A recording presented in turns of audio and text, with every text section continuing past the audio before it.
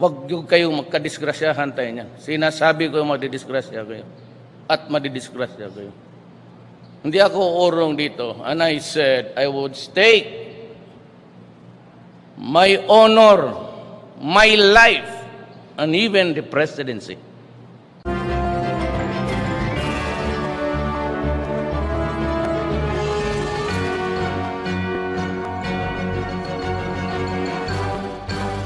Good morning, Malacañang Press Corps sa ating mga bisita. Happy Monday. Let's now have Presidential Spokesperson, Harry Roque. Happy Monday, Pilipinas, and good morning to the ladies and gentlemen of the Malacañang Press Corps. Good News Monday muna po tayo. Unang-una po, magandang balita po galing sa pag-ibig para sa mga nasalanta ng bagyong Ompong. Kung nasira po ang bahay ninyo, meron po silang pautang na kung saan makakautang po kayo na hanggang 150,000 pesos. Ang kinakailangan lang pong dalhin sa pag-ibig ay larawan ng inyong bahay at yung titulo para ma-annotate yung pagkakautang na hanggang 150,000. Wala na pong ibang mga requirements hihingin ang pag-ibig at sila na rin po ang tutulong para ma-annotate yung pagkakautang na 150,000 sa mga titulo nyo. Doon naman po sa mga namatayan dahil dito sa landslide sa Itogon at saka sa Naga at dahil po sa bagyong Ompong, doon po sa mga minero, ang DSWD po ay nagbigay ng 25,000 pesos na financial assistance. Ang presidente po ay nagbigay ng 20,000 pesos. Bukod pa po dito, ang SSS ay magbibigay ng 20,000 funeral benefits at meron din po silang pension loan ngayong buwan na nagkakahalaga ng 2 beses ng 1 buwang sahod. No? Tapos, in 3 weeks' time, magpapalabas po ang SSS ng 60 million pension loan para sa mga nabiktima sa Itogon at saka sa Naga. Naparelease na rin po nila ang 362 million calamity loan na ipare-release. At meron pa po silang 500 million pesos para sa mga biktima ng Typhoon Ompong. Ito po ay galing sa SSS at sa Pag-ibig. Other good news, ang Philippine electronic exports earned 3.28 billion in July of 2018. This contributes 50% of the total 5.85 billion exports for the month, according to the Philippine Statistics Authority. Similarly, the Semiconductor Electronics Industries in the Philippines Foundation, Inc. reported a year-on-year growth of 5.38% for the January to July period with 21.61 billion. The United States, Hong Kong, Japan, China, and Singapore were the top 5 destinations for Philippine export products. We welcome the Philippine Growth Outlook by Barclays, a British investment bank and financial services company, stating that the country is seen to reach a growth close to 6.5% in 2018. Barclays attributed this positive forecast to structural inflows, including overseas Filipino worker remittances, foreign direct investments, and government spending. So, umaasa pa rin po ang Barclays gaya ng gobyerno natin na makakamit pa rin natin ang mataas na growth rate sa kabila ng lahat ng mga pagsubok na dinanas natin itong mga nakalipas na buwan. Questions from the Malacañang Press Corps? Questions, MPC? Wow, si Joseph. Question, no more? Sir, last Friday, Friday, the president naman admitted himself that he had undergone a colonoscopy, is it? The week before that speech. May we know why he had to undergo such a procedure? I think that's routine. Sinabi naman ni Presidente na talaga nagpapaganyang siyang test regularly. So routine naman po yan. Nothing extraordinary. So sir, parang wala namang dapat ipag-alala. Hindi naman ito yung kino-contemplate sa Constitution na kailangan ipaalam agad and whatever. Hindi po. Yan po ay seryosong karamdaman. No? At nakita niyo naman ang schedule ng Presidente. Ako nga po, hindi makasunod sa schedule niya. Karamihan sa inyo, hindi rin makasunod sa schedule niya. No? So tingin ko, yung kanyang hectic schedule ay patunay na wala siyang matinding karamdaman. But what prompted it? Routine po yan something? Sinabi niya na talagang meron siyang karamdaman na kinakailangan routine. Nakalimutan ko ano yung sinagot. Yung sinabi niya yun. Kasama yan dun sa kanyang sakit na regular siyang nagpapa-test. Alright, sir. That's it for the meantime. May follow-up question, Ina? But sir, just for he mentioned kasi both colonoscopy and endoscopy. Both were done last week? Sinabi po niya no, na pareho siyang nagpaganon. No? Pero iisa naman po yan, that's for intestinal-related diseases. No? Okay. And no other findings apart doon sa binanggit niya na yung Barrett's na matagal na rin po yung sinasabi na meron Oo, siya. wala pong bago. Routine po yan, just to find out kung merong bago. Okay, sir. MPs. Wala. Kung seryoso po yan, di naman niya aaminin ni Presidente. Sabi ko, kung seryoso yan, no? Ibig sabihin, he was so open about it. It was nothing, it was routine. May, Bernadette. Microphone, please. Nestor. Thank you.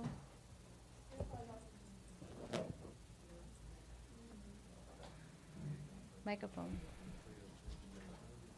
Paabot na microphone na lang, Ina. Nawala ng microphone, paabot na lang yung isang mic. Thank you.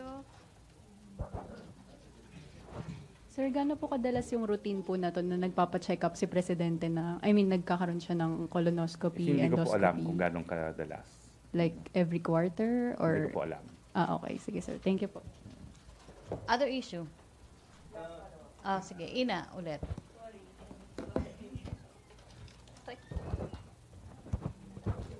Sir, sinabi niyo kung seryoso hindi niya aaminin. Bakit?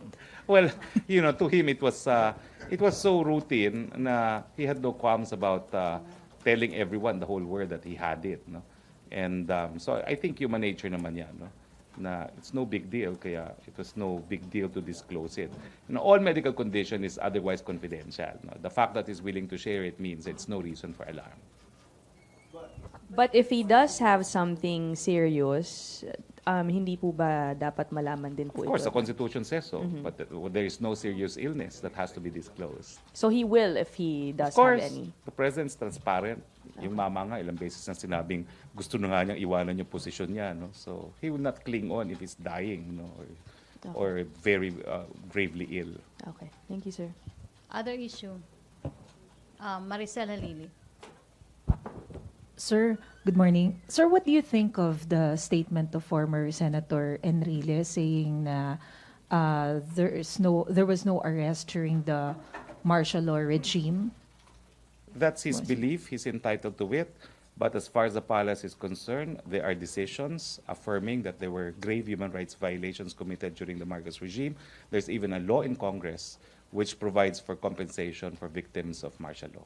Sir, do you see any hidden agenda on this effort of former Senators Enrile and Senator Bongbong Marcos to talk about it? That's their business. That's that's an issue that we have nothing to do with. Because some of the some of the victims of the former regime is claiming na parang they are trying to twist the history. I don't think they can twist history when there's a law and there are court decisions attesting to what happened, no, during martial law. If you remember, a couple of weeks back, we even had here in Malacañang as guests the members of the compensation board, no? And they still have last-minute problems to resolve on how to release all the compensation for the victims of martial law. So the position of the palace is we are implementing the law, and the law says that there should be reparations paid to victims of martial law. But at least, sir, do you see a problem with the statement given by former Senator Enrile? That's for them. We stand by what the law says. We stand by what court decisions have said. May follow-up? Sige, Tina, other issue. Good morning, sir. Sir, yung sa proposed National Task Force po ng AFP to fight insurgency, you mentioned po in your statement that the President is open to this po and that you urged the military na mag-submit na po ng formal proposal sa Office of the President, Office of the ES Medialdea po. So, gaano po katagal kaya yung masasabi nyo na paggawa ng task force na to once they submit their proposal? Hindi ko po alam. We'll see first what they have to propose. So, sir, given the fact na kinonfirm po ng AFP na may yung Red October plot nga po, sa tingin nyo po, the President will act fast on this po? Hindi ko po alam. As I said, let's see what their proposal is. Okay, thank you, sir. May follow-up? Other issue? May follow-up? Ina? Ina. Sir, meron po bang any statement because of this supposed Red October plan again to oust the president, supposedly. AFP officials confirmed this. Are there any directives from the We PAN have as no well? doubts that the AFP has intelligence information on this. We have no doubts that the CPP-NPA has been out to overthrow the government since they were founded. We have no doubts that there are power-hungry individuals in the opposition who would like to resort to extra-constitutional means to bring down the government of President Duterte, and we have no doubts that the Magdalo Group are addicted to coup d'etats. However, what I will say is that we are confident that we enjoy overwhelming support from the people, and therefore what these groups would want to see, the ouster of President Duterte, will not happen. I call your attention to the latest SWS survey on the war on drugs. It's a singular, most important issue. It is also the source for most of the criticisms against the president. And I'm happy to state that 8 out of 10 Filipinos support the president on the war on drugs. This is an overwhelming support from the Filipino people. It validates the importance that the president has given to the war on drugs. It validates the means by which the president has been implementing this war on drugs. Of course, foreigners don't agree, but the president does not give a hoot about what foreigners say. He only cares about what his people have said, and the people have rendered their judgment on the basis of this survey. Take note that I told you that 6 months ago I commissioned also a survey, a more extensive survey involving double the sample, and we got the same results. I think I've distributed that result to you, the Peron study on the war on drugs, no? So I can provide you also the slide. It's the exact same result. 8 out of 10 people support the war on drugs. Bakit po? Doon po sa report ni Peron, ang sabi, because wala pong Pilipino na magdidispute ng katotohanan na mas tahimik, mas payapa ang mga komunidad natin dahil dito sa war on drugs. So kung ang pinag-uusapan po ay yung pinakamalaking issue na binabato nila sa presidente, itong war on drugs, sorry po sa oposisyon, naninindigan pa rin ang taong bayang Pilipino dito po sa kampanya ni presidente. Sir, and as far as Malacañang is concerned, kabilang pa rin yung so-called yellows dito sa plot na to? Ay, hindi po yan. Sila po yung maraming gahaman sa kanila sa kapangyarihan. Hindi makapagantay ng eleksyon. Alam niyo po yung people power, sinuportahan din po natin yan. Pero sinuportahan natin yung people power na 86 kasi yung tinanggal sa pwesto, wala nang mandato. Hindi niyo po mapi-people power ang tao na mayroong mandato. Tinalo po ni Presidente yung kandidato nila ng 6 million votes. Wag na po sila managinip ng people power para matanggal si Presidente sa kanyang posisyon. Okay, because People power po will work kung wala pong mandato yung tinatanggal. It will not work when the people elected the President to a fixed term of office. Okay, sir, because meron pong quote si Brigadier General Parlade saying that although they did recover documents linking Tindig Pilipinas to this supposed ouster plot, they withdrew after realizing, supposedly, that communist leaders were behind it. Ewan ko sa kanila. Basta, hindi sila makaantay. Antayin yung eleksyon, tumakbo kayo sa eleksyon. Yun lang po, ganyan po talaga ang demokrasya. Okay, sir, thank you. Follow up, Christine? Sir, you said the survey on the war on drugs is parang show yung support of the president. Yun lang ba, sir? I mean, is that the only basis? Because it's just one issue that... It's one issue, pero ito po yung pinakamatinding issue na binabato nila labang kay Presidente. Di umano yung mga illegal killings na nagaganap dahil sa war on drugs. Despite po sa mga binabato nila kay Presidente dito sa war on drugs, 8 out of 10 support of the President po. So that's sufficient, sir, to say you have that overwhelming support of I the can people. say it with confidence that the people overwhelmingly support the President's war on drugs, as evidenced by this survey, and the survey which I have also commissioned. Joseph Morong. So yun lang pong sa ouster plot. We've been hearing this from the President himself maybe a couple of months ago pa, no? Okay, so there's an ouster plot. AFP confirms it. What is the government doing doing about it? Sinasabi po namin sa taong bayan. Dahil ang taong bayan po ang offended party rito kapag natuloy ang kanilang pagnanais. Dahil ang nagbigay po ng mandato sa taong bayan, ang nagbigay ng mandato sa presidente para manungkulan ay ang taong bayan. So kung sila po ay magiging tagumpay na patalsikid ng isang hinala ng taong bayan, ang offended party po dito, sambayan ng Pilipino. Last in recent memory, yung may ganyan na oplan to overthrow the president was the former President Arroyo. That's why she declared 1017, right? We're not exploring that kind of option to With run 8 after. out of 10 supporting the war on drugs, alam mo, sinasabi lang namin ang katotohanan, maraming gahaman dyan. Ang sagot lang namin, dream on. Kasi nga, wala naman silang suporta ng taong bayan. As evidenced by the fact na kung pinaka-kontrobersyal na programa ng presidente, 8 out of 10 ang sumusuporta. In terms of capability, you don't think this group will be able to? When you won by the margin that the president had in the elections and when you have this kind of support being shown in surveys, mahihirapan po silang patalsikin ng presidente. Just one last point, sir. Because you mentioned that the president mentioned naman before that he's willing to come out, no, with the evidence and the information that supposedly came from a foreign government. So, in terms of evidence to this, I leave that to him. No, what he said was he is in the process of declassifying this information. So when it is declassified, we will share it with the people. all right, sir. Thank you. Follow up, Pia. Other issue na, si Rose muna. Rose? Hey sir, bukod po dun sa mga nabanggit na dati na mga action ng government regarding sa inflation, nito lang recently sinabi ng OPEC at ng Russia na hindi sila magkakaroon ng mass production ng oil. So asahan pa natin yung patuloy na pagtaas ng presyo ng mga bilihin. Sa government po, paano natin to aaksyonan dahil mas marami po na naman ang mahihirapan, lalo na po holiday season at paparating. Ulitin ko po, no, yung pagtaas po ng presyo ng langis, hindi po natin kontrolado yan. Pero gumawa na po tayo ng hakbang. Sinabi na natin na mag-aangkat tayo ng mas murang diesel. Nagsimula po yan dito sa ating press room at nagkaroon naman ng katuparan.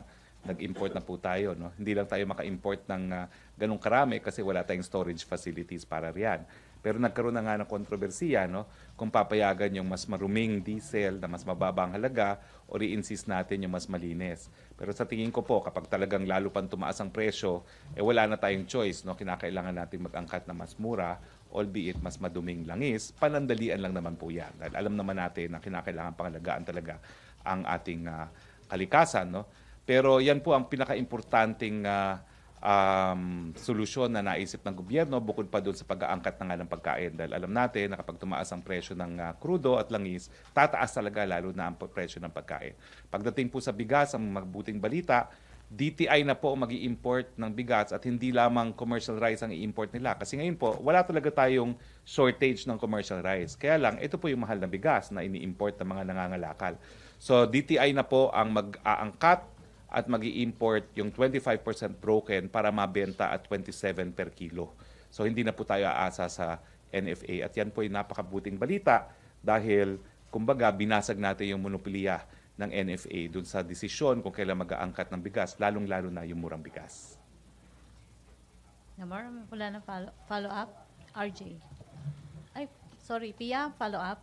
Pia muna. Sir, since we're talking about inflation, I know you've answered already yung post ni former Senator Mar Rojas, but do you think that there's merit on his suggestions to address inflation? Who told him he's the only one who said that? Basahin nyo naman yung sinabi niya, hindi ba sinabi na rin niya ng mga economic team? Kaya when I told him to shut up, it's because we don't need this advice dahil the same advice has been given by government, by the economic team of the president. So it's not as if he has the monopoly of solutions. Pero natatandaan ko talaga, nung panahon ng Yolanda, hindi siya nagbigay ng solusyon. There were also some suggestions, sir, like itong repeal of taxes on fuel and other basic goods under train. Nasa batas po yan eh. Pag umabot sa certain presyo, ang presyo ng langis, automatic po yan. Wala nang gagawin ng kahit sino. So kung talagang lumala po ang presyo at tumaas pa rin ang presyo ng krudo, kahit sino po walang magagawa dahil nasa batas yan. Masususpended po ang pag-collect ng excise taxes. Thank you, sir. RJ? Microphone, please. Sir, bakit DTI na po at hindi NFA ang mag-aangkat ng bigas? Because NFA does not have the monopoly. That's why we have PITC. Is this the first time, sir, na ang DTI mag-aangkat ng bigas? Hindi ko po alam kung first time, but certainly in the past, because DTI sat in the NFA Council, it dealt with the NFA, no?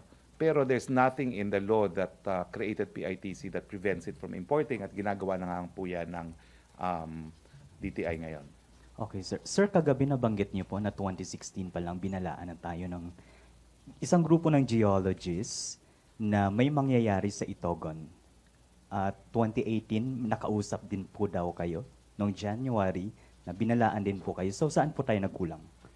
Ang tingin ko po, nagawa ko naman yung katungkulan ko dahil pinarating ko itong impormasyon kay Secretary Simatu at si Secretary Simatu sa harap ni Presidente, inamin naman niya na nalaman din niya yung impormasyon. Yung impormasyon na importante para sa hindi nakapanood po, no, na-record po yung parang fountain na bumula, no, dun sa isang dam na nagpapatunay na nagkaroon na ng breach yung dam at dahil doon lumabas yung hangin na nagkaroon ng effect na parang waterfall, parang fountain, no? Ang ibig sabihin po doon, may tubig sa ilalim ng lupa dahil pag may tubig sa ilalim ng lupa, lalabas at lalabas yan. Samahan mo pa ng matinding ulam, talagang ang lupa po guguho, no? So, sa akin po, as of now, ginawa ko po ang katungkulan ko kasi ang hirap po as spokesperson, hindi naman ako pwede maghimasok sa mga line agencies. All I can do is to relay the information to them.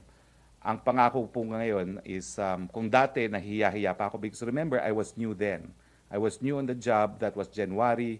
I came in end of October 27, so I was very new.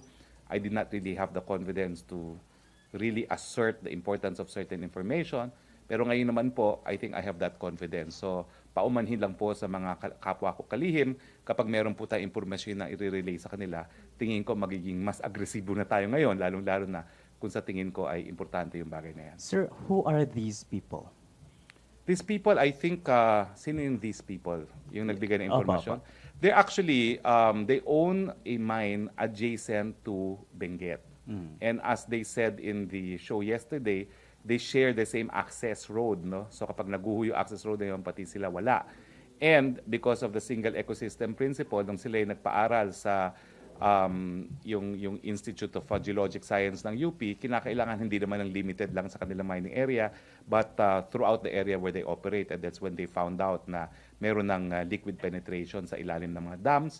At yung larawan naman, na nagpapakita na meron talagang nag-breach na pipe, no, sa ilalim ng dam is because of a CCTV, no, that's also adjacent to their property, no. So, yun po. So is it safe to say na may pananagutan yung DENR since they had that information since 2016 pa? I will withhold judgment because although Secretary Simato acknowledged he received the information, I do not know what action they took. Now, I am in the process of inquiring from NGB if they took any steps.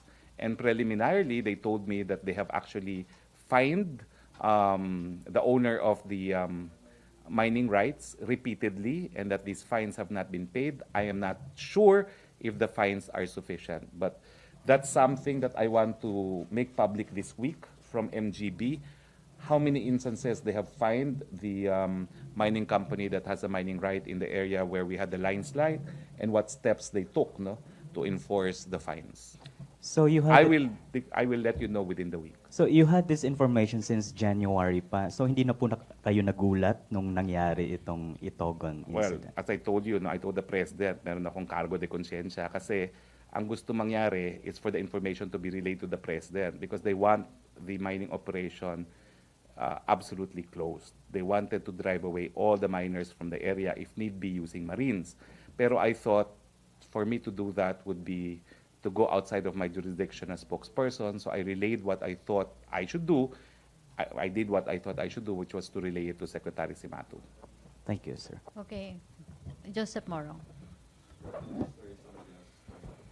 So yung mga bangus industry stakeholders, they have an open letter to the President requesting na tanggalin or bawiin yung LLDA Resolution 540 that essentially limits saan sila pwede magtayo ng mga, ang tawag mo doon, mga kwadra-kwadra, no? From 12,500 to 5,000 na lang. Kasi parang nare-restrict yan, nalilimitahan yung kanilang production ng bangus. They have a letter to the President. We stand by the decision of the LLDA.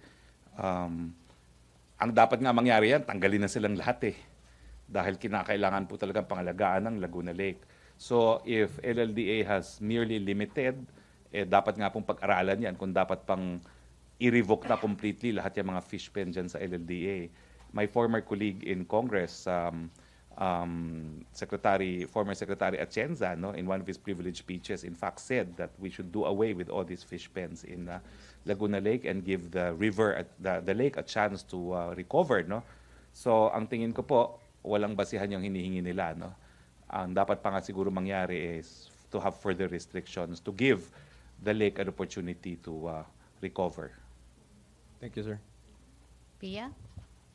Sir, can we get your reaction on the recent senatorial survey? Well, doesn't come as a surprise, no? In this country, it's the children of the senators, those who have been in politics, who stand a very good chance of being reelected. So Sir- nothing has changed. Sir, you scored medyo low doon sa survey. Your Doesn't reaction? surprise me. I'm just an ordinary human being. I don't belong to any political family. I'm not rich. I'm not surprised. Like everyone else, democracy in the Philippines can be very expensive and depends on who your parents are.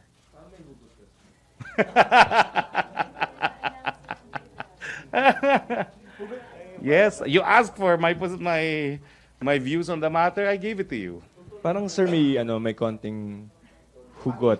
Wala namang hugot yan because there's hope. Because remember, President Duterte was elected despite the fact that he was in the bottom of the survey at the time of filing of certificate of candidacy. And I think he's a phenomena by himself because he rejected the notion of who may be elected into high office into the Philippines. No, he proved that it is not always the case. So may pag-asa pa naman dun sa mga nasa hulihan. Nasa ng laylayan. listahan. Yes. Dahil laylayan naman si Presidente Digong nung nagsimula siya, only to win with an overwhelming margin. So sir, the dream continues for you. Well, I don't know. This much I could say that perhaps it's no reason why ordinary people should stop dreaming about being elected in high office. So when are you filing, sir? Ano ba sinasabi mo dyan? Huh? I still have to make up my mind. Oh. Pero sir, parang Ayaw niyo na ba ako yung- makita rito? Sige kayo. No, we defer to your dreams and plans. Parang sir, konti yung admin slate. Ha? Dun sa... Konti rin naman yung opposition eh. Ang nakakalampag talaga Yung yung mga mga incumbent. re-electionists at ang mga anak-anak. Wala dong hindi anak-anak. Excuse me. No one should be daunted because we're not talking of qualifications here. We're talking of family names and how long they have been in the highest echelon of power in this country. Go ahead, go. Tama na yun. Si Alvin Tama na yun. follow up ka. Henry Uri to be followed by Alvin Baltasar. Microphone please, Joseph. Thank you. Sir, susundutin ko lang yung sinabi ni Joseph. Qualification, you think they're not qualified to become a senator? Ako, tignan nyo naman kung sino yung mga nangangalampag. Bukod sa kanilang relasyon sa kanilang mga ama, ano naman ang kakayahang pinakita nila, ano mga batas ang napasa nila. No? Marami doon, mga re-electionists, marami doon, mga comebacking. Ano bang naririnig yung batas na ginawa nila? Puro investigation, puro pastariray. Excuse me, kaya po walang nangyayari dito sa ating bayan dahil kulang ng mga bagong pulisiya. Para Tigil na yun, ha? Baka mamaya ko, ano pa masabi ko? Para maging isang mahusay na mambabatas ka, anong hinihinging qualification para maging senador? Unang-una, dapat alam mo naman kung ano yung batas para alam mo kung ano yung batas na isusulat mo, no? At hahain mo. No? Alam mo dapat kung anong pulisiya, hindi lang pasikatan. Kasalanan din siguro ng taong bayan yan, pero may pag-asa pa kasi nga nahalal naman si President Duterte. Joseph. Sir, we have here the list of the survey.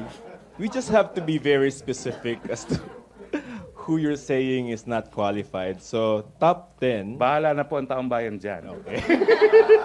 But I can certainly say with conviction that of the top 10, lahat sila anak-anak ng mga sikat. Sir, there are new names here. Okay, so let's go to Sinong the new name. names? Okay, Sarah.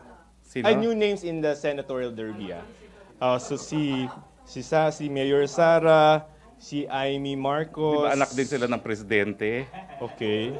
Oh, Si Lito doesn't that Lapid. artista. Oh. Okay. It feels Mar the mold. Rojas. O di ba? Apo rin niya ng presidente. Wala, hindi nyo madidispute yung sinabi ko, katotohanan yan. Oh. We're not naman disputing. Dapat mag-revolusyon yung mga ordinaryong taong bayan. Alvin Baltasar, then Yes. Delia. Alvin, yung microphone. Yan po ay sukatan ng kasikatan, hindi po yung sukatan ng kwalifikasyon. Yes, sir. Secretary, yung sa survey pa rin, is Malacañang taking this survey seriously?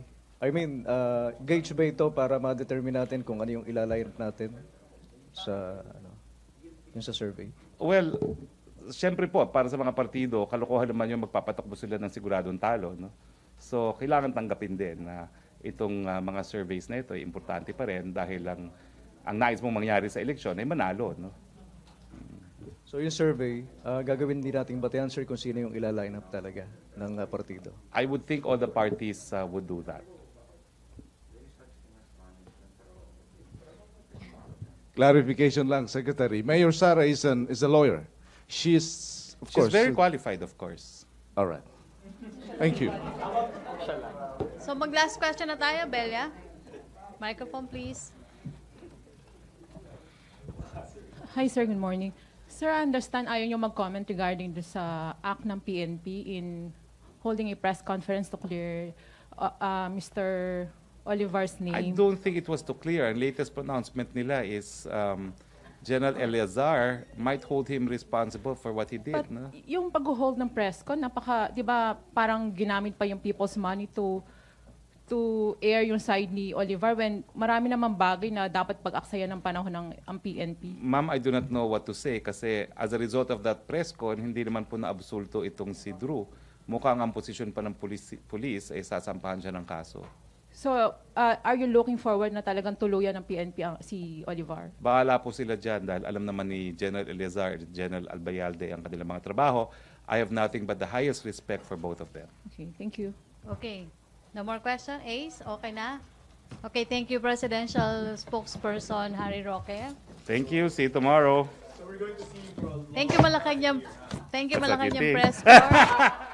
And back to main studio sa Radyo Pilipinas and People's Television Network.